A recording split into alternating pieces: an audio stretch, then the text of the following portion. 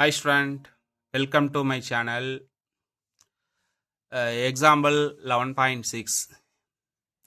A pair of fair dice is rolled once. Find the probability mass function to get the number of fours. Okay. So அப்போ இதில் first எப்படி sir கண்டுபிடிக்கலாம் அப்படின்னா sample space முதல்ல கண்டுபிடிக்கலாம்.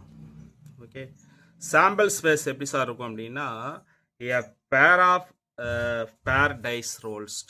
Okay, அப்போ S அப்படிங்கிறது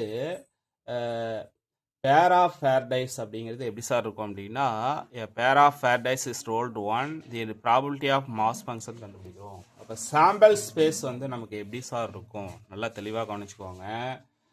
1, 1, 1, 2, 1, 3, 1, 4, 1, 5, 1, 6. Okay, again 2, 1, 2, 2, 2, 3, 2, 4, 2, 5, 2, 6. Okay, again 3, 1, 3, 2, 3, 3, 3, 4, 3, 5, 3, 6. Okay, again 4, 1, 4, 2, 4, 3, 4, 4, 4, 5, 4, 6. Okay, again 5, 1, 5, 2, 5, 3, 5, 4, 5, 5, 5, 6. Okay, again 6, 1, 6, 2, 6, 3, 6, 4, 6, 5, 6, 6, 6. So இதுதான் வந்து சாம்பிள் ஸ்பேஸ். ஓகே, இப்போ இதில் என் ஆஃப் எஸ் அப்படிங்கிறது எவ்வளோ சார் அப்படின்னா எவ்வளோ என் ஆஃப் எஸ் அப்படிங்கிறது 36. இப்போ கொஷினில் மென்ஷன் பண்ணிட்டா நம்பர் ஆஃப் ஃபோர்ஸ் கிடைக்கிறதுக்கான ப்ராபபிலிட்டி எவ்வளோ. நல்லா தெளிவாக கவனிச்சுக்கோங்க. நம்பர் ஆஃப் ஃபோர்ஸ் இப்போ இதை வந்து ஃபஸ்ட்டு எப்படி சார் எழுதலாம் அப்படின்னா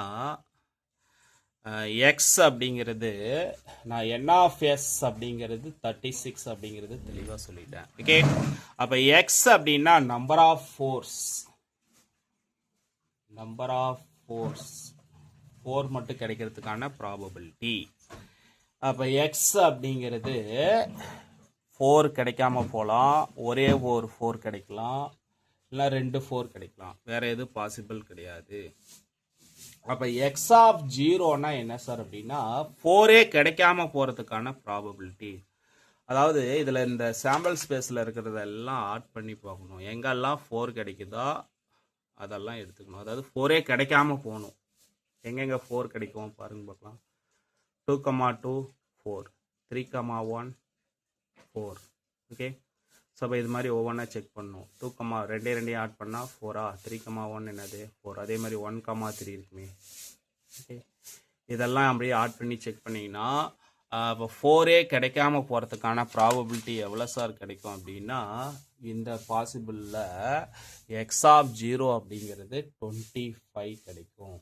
ஓகே, அடுத்தது எக்ஸ் ஆஃப் 1 அப்படிங்கிறது ஒரே ஒரு 4 கிடைக்கிறதுக்கான ப்ராபபிலிட்டி. அதாவது 4 மட்டும் ஒரு டைம் வரதுக்கான ப்ராபபிலிட்டி. இந்த இதில் 4 மட்டும் வரதுக்கான ப்ராபபிலிட்டி 1, 3.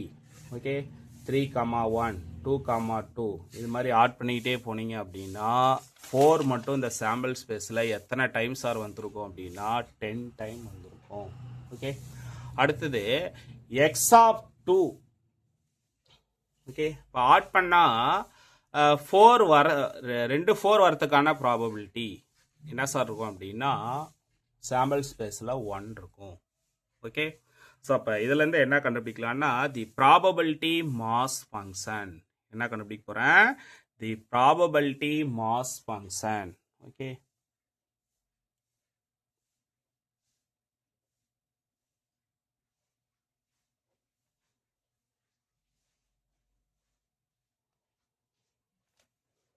தி ப்ராபபிலிட்டி மாஸ் ஃபங்க்ஷன் எக்ஸ் அப்படிங்கிறது 0 1 2 0 1 2 எஃப் ஆஃப் எக்ஸ் அப்படிங்கிறது எக்ஸ் ஆஃப் 0 கொடுத்தா என்ன வரும் 25 டோட்டல் ப்ராபபிலிட்டி 36 எக்ஸ் ஆஃப் 1 கொடுத்தா என்ன வரும் சொல்லுங்க பார்க்கலாம் 10/36 எக்ஸ் ஆஃப் 2 கொடுத்தா என்ன வரும் 1/36 1/36 இதுதான் sir probability mass function probability mass function